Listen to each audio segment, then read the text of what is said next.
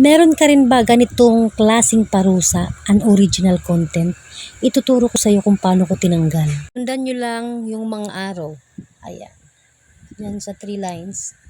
Scroll down at hanapin ang help and support. Tapos, report a problem. Report a problem. Sundan lang natin ang mga araw. Include. At saka, kung profile ang gamit mo, click profile. At screenshot na yung Facebook nyo. Ayan, kagaya na sa akin. Screenshot ko na yan. Ayan. Tapos, pindutin yung upload from phone.